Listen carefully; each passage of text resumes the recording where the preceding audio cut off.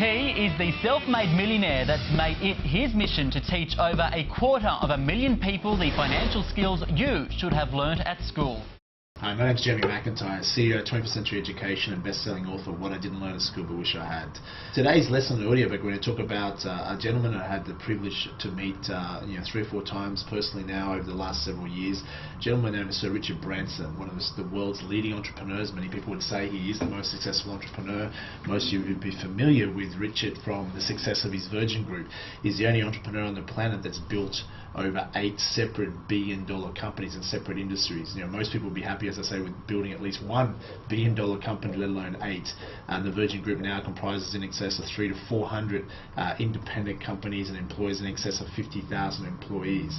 So Richard, is without peer as far as one of the most successful and well-known entrepreneurs on the planet. So what we want to do is actually dissect and I guess look at what are some key lessons, 7 lessons in particular, that's made Richard successful, has made many other people successful, and how do we go about taking those lessons and implementing to our own life. Now, what I find interesting, is that when you get many people that are successful in business or in sports or in their career or in a relationship or with being healthy or having a strong physical body, whatever aspect of expertise they may have, is many people are successful, but successful in what we know as unconscious competence. In other words, they're unconsciously competent in what they do that's led to their success.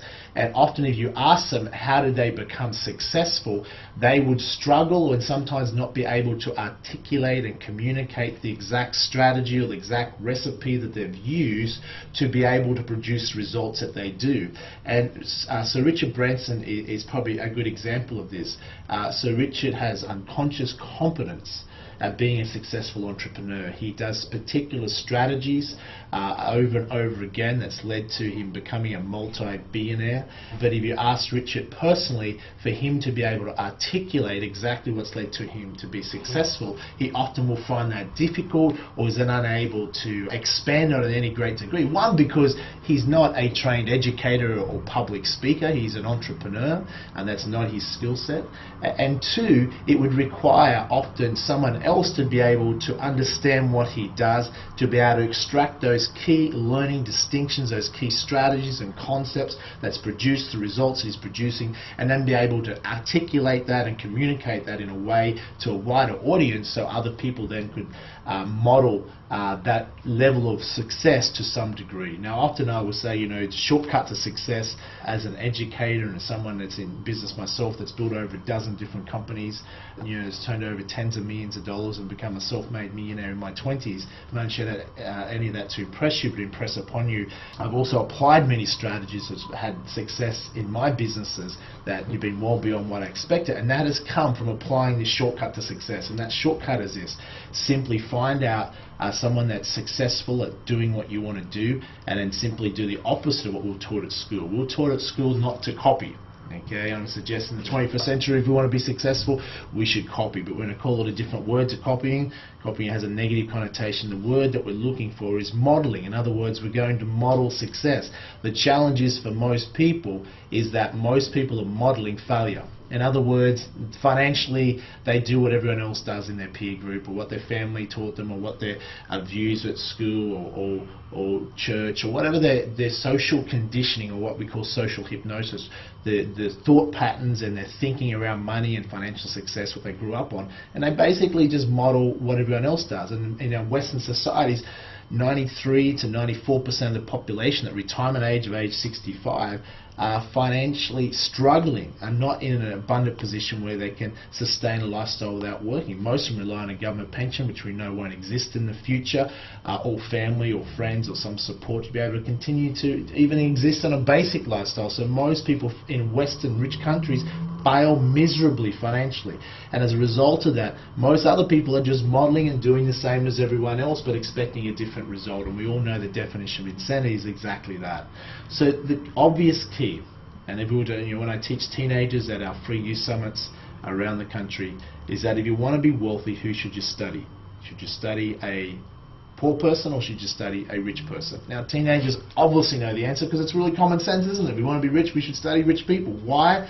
Because we would then be modeling someone that's produced a result. If you want it to be rich, how do we learn from that? So what we're doing here is, like I say, if you want to be a successful entrepreneur, let's go and study some of the most successful entrepreneurs on the planet, and let's take as many valuable distinctions and lessons from those individuals, such as Richard Branson, that we're doing here in this audio book, that we can then apply to our own lives. Now, that doesn't mean we're going to have the same level of success as the people that we model.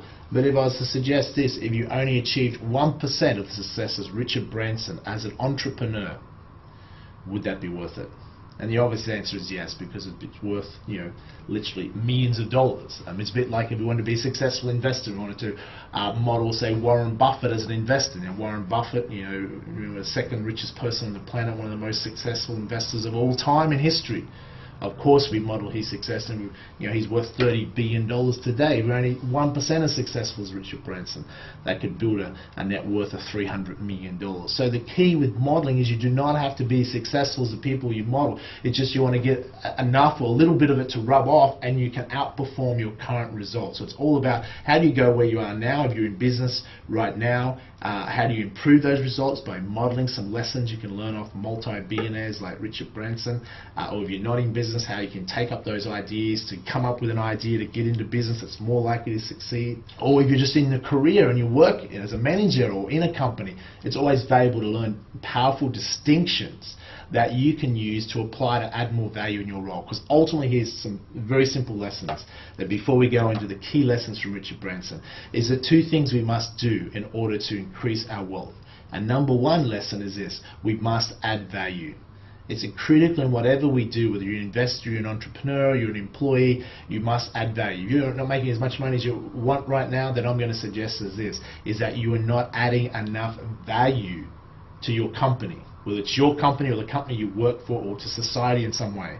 The more value you add, the more opportunity you have, and the more rights you have to earning a larger income or a larger net worth. One of the reasons Richard Branson is a multi-billionaire is that because he, through his companies and his charitable causes, adds significant value to society. Through business, through employing people, through delivering products and services as a better quality or at a better price, etc. And as a result of that, adding billions of dollars, literally hundreds of billions of dollars in value, he gets a share in a fraction of that, and that leads to wealth. So number one lesson we learned today is that we must add value in everything we do. Then these strategies will ultimately work. Number two lesson that we must learn, and this is so critical, especially if you're an entrepreneur, is that you must make a profit. Now that sounds very simplistic, very common sense, but how many people neglect that lesson? If you're going to be an entrepreneur, the two things that you're balancing on a day-to-day basis: how do you add as much value as you can, but how do you make a profit in doing it? Now, even if you're running a non-profit organization, you still must be able to make a profit. Non-profits are making a profit, just the profit goes back into the mission or the cause of the charity or non-profit organization. So profit in a lot of circles, for a lot of people, is seen as a dirty or bad word. We must change that. You will never be a successful entrepreneur if you can be comfortable with making a profit.